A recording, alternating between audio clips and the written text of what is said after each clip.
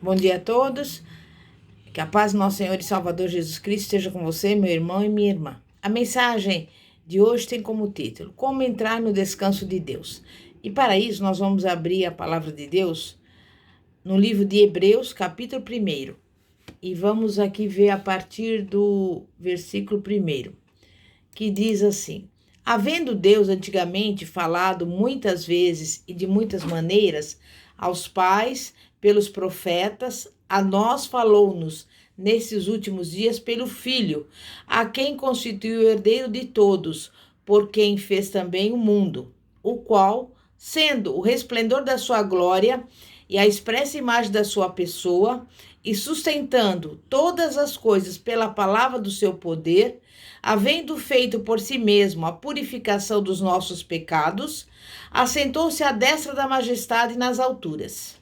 Feito tanto mais excelente do que os anjos, quanto herdou mais excelente nome do que eles.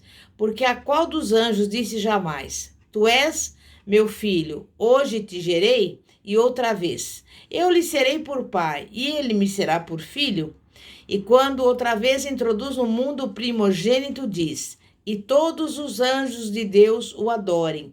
E quanto aos anjos diz: O que de seus anjos faz ventos e de seus ministros labareda de fogo, mas do Filho diz: Ó Deus, o teu trono subsiste pelos séculos dos séculos.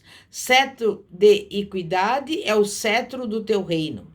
Amasse a justiça e aborreceste a iniquidade. Por isso, Deus, o teu Deus, te ungiu com óleo de alegria, mais do que a teus companheiros. E tu, Senhor, no princípio, fundaste a terra e os céus são obra de tuas mãos.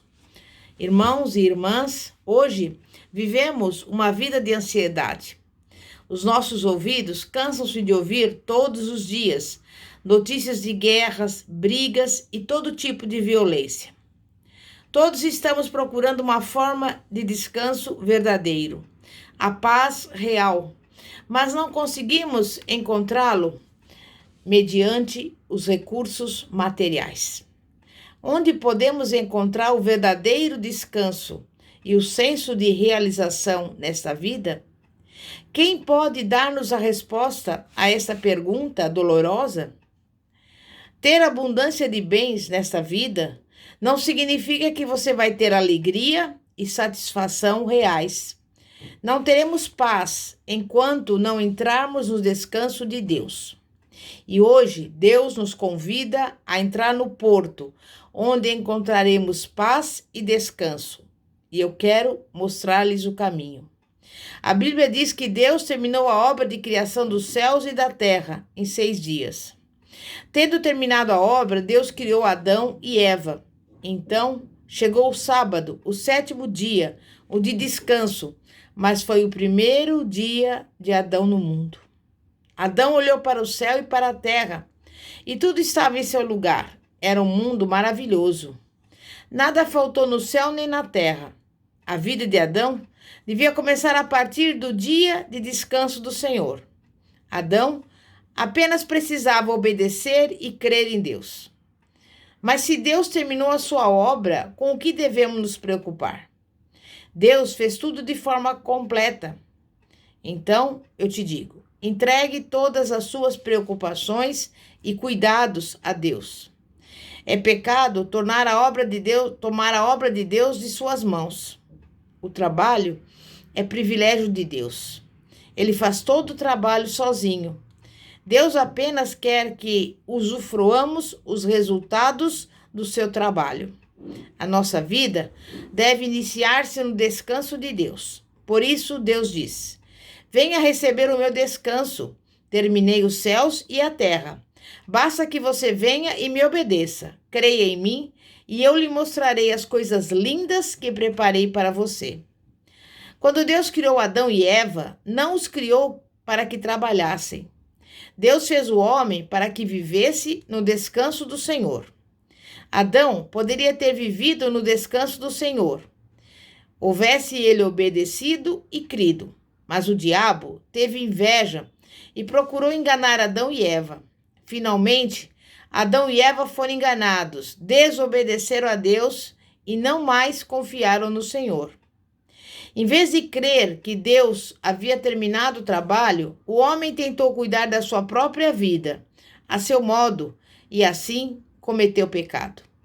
Adão e Eva trouxeram ao mundo outro trabalho. O problema do pecado é um problema espiritual. Os problemas materiais estavam resolvidos, mas Adão e Eva trouxeram problemas espirituais. Foi assim que Deus colocou-se a trabalhar de novo.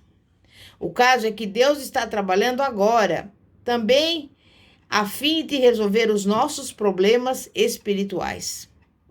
Deus trabalhou durante mais de 4.000 anos e então enviou seu Filho unigênito, Jesus Cristo, sob forma humana, para levar sobre si as nossas iniquidades e os nossos pecados. E eu te pergunto, Jesus precisou de ajuda humana para realizar a obra redentora? Não, nunca. Cristo sozinho carregou os pecados do mundo todo. Ele foi pendurado na cruz por nós e, através de seus sofrimentos e derramamento de sangue, fez expiação pelos nossos pecados. Nada podemos fazer para ajudar Jesus a nos redimir.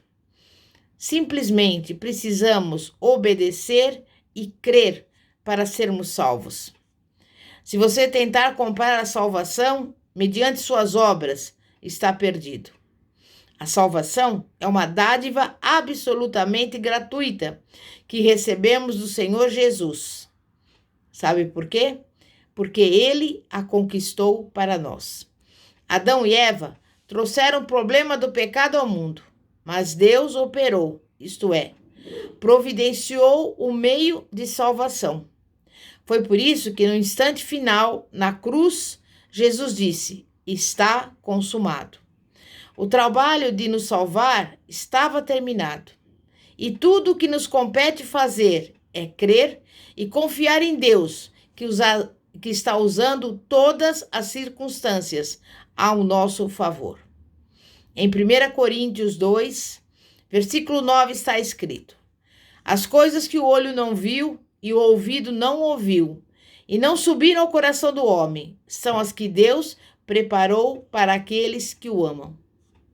Deus preparou coisas materiais para você. Preparou também o atendimento às suas necessidades espirituais. A obra total foi concluída. O trabalho pertence a Deus, de modo que se você tentar executá-lo, Deus não se agrada disso. E a você compete apenas obedecê-lo, confiar nele e viver para ele. O Espírito Santo de Deus vai te orientar e ajudar quanto às coisas que o Senhor preparou para você. A sua vida toda já foi preparada. Sua salvação foi preparada. Seu lar eterno foi preparado. Você, de fato, não pode ajudar a Deus em nada. Deus prepara tudo. Ele conhece a sua situação e pode suprir qualquer coisa que você precise. Sim, Deus prepara tudo para aqueles que o amam. E Deus está convidando você a vir para o seu descanso. As pessoas estão tentando construir a sua própria segurança. Tentam acumular dinheiro para si mesmas. Tentam construir um ambiente confortável a fim de obter descanso. Mas em nossos dias, você não pode colocar a sua confiança nessas coisas. As situações mudam todos os dias. As pessoas vivem em estado de ansiedade e são incapazes de descansar. Deus não nos convida a entrarmos no descanso dos seres humanos. Ele nos convida: vem para o meu descanso. E é no descanso do Senhor que devemos ir. Diz a Bíblia que a partir do momento em que entramos no descanso de Deus, sentimos-nos aliviados do nosso trabalho. Não seja tolo ao tentar inutilmente gerir a sua própria vida, mediante o seu esforço. O trabalho é a atividade de Deus. Entregue o seu trabalho a Deus. Deus conhece a nossa situação nos mínimos detalhes. Basta você confessar o seu amor a Ele e a sua fé nele. Confesse a sua desobediência, comece a devolver o seu dízimo a Deus, santifique o dia do Senhor e obedeça ao Senhor e à sua palavra. Entregue os seus problemas e preocupações a Deus e Ele vai abençoá-lo. Entre no descanso do Senhor. E ainda que o mundo inteiro fique de cabeça para baixo, você não precisará se preocupar, porque Deus é o seu descanso e jamais o abandonará. Você precisa, na verdade, definir prioridades. O que é mais importante em sua vida? As pessoas que baseiam a existência na aquisição de bens materiais tendem a ser sobrecarregadas pela ansiedade. Mas Jesus tem uma prescrição simples. Ordene as suas prioridades. Busque as coisas de Deus em primeiro lugar. Concentre-se nisso, deixando de lado todas as distrações. Depois, deixe as coisas acontecerem. Fazendo isso, todas essas coisas nos serão acrescentadas. E eu te pergunto, você confia realmente no Pai que o ama? Ou só diz isso da boca para fora? Consegue exercer a sua fé de que Deus é soberano? Refaça o seu sistema de prioridades, colocando Deus no centro dele, e você ficará a salvo das preocupações e do estresse. Você precisa, na verdade, de um programa estratégico. Viver no presente é uma. Jesus deseja que vivamos um dia de cada vez. E há uma razão, porque Deus nos colocou no presente, separando-nos do passado e do futuro. O passado está fechado para sempre e o futuro ainda está em construção. Mas o hoje tem tudo o que precisamos. Não devemos desprezar o futuro, planejamos e preparamos. Não pense na confusão de ontem. Uma coisa é sempre verdadeira. A respeito do passado, já foi. Está fora do alcance e não há nada que possamos fazer com ele. Deus colocou nossos pecados do passado longe de nós. Deus perdoou. E se Ele pode cortar fora o passado, temos que ser capazes de fazer o mesmo. Se você confessou o seu passado, está perdoado. Jogue-o fora para sempre e siga avante. Não viva no sucesso de ontem. É possível sentir ansiedade por situações positivas do passado. O apóstolo Paulo, um dos homens mais bem-sucedidos do mundo, fez uma declaração interessante no final da sua vida e da sua carreira. Disse que não havia atingido seu grande objetivo, mas que mantinha a atenção voltada para uma coisa: esquecer o que havia ficado para trás e avançar para o que havia de maravilhoso à sua frente, o chamado de Cristo. É isso que nós também devemos fazer. Devemos viver do milagre que está diante de nós hoje, neste momento, neste segundo. Não reviva a aflição de ontem. Isso pode ser o mais difícil a fazer, livrar-se da mágoa, por exemplo. O mais importante é continuar andando. Não olhe para trás, nem para a alegria, nem para a tristeza de ontem. Viva o hoje e faça de cada dia um belo presente para Deus, sem os estragos causados pelas marcas da preocupação. Quando a sua mente estiver propensa à ansiedade, lembre-se desses versículos. Salmo 50:15. Invoca-me no dia da angústia, eu te livrarei e tu me glorificarás. Salmo 55:22. Confia os teus cuidados ao Senhor e ele te susterá. Jamais permitirá que o justo seja abalado. 1 Pedro 5:7. Lançando sobre ele toda a vossa ansiedade, porque ele tem cuidado de vós. Filipenses 4, versículos 6 e 7.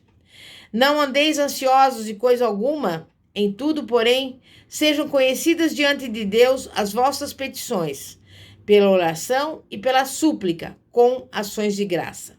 E a paz de Deus, que excede todo entendimento, guardará o vosso coração e a vossa mente em Cristo Jesus.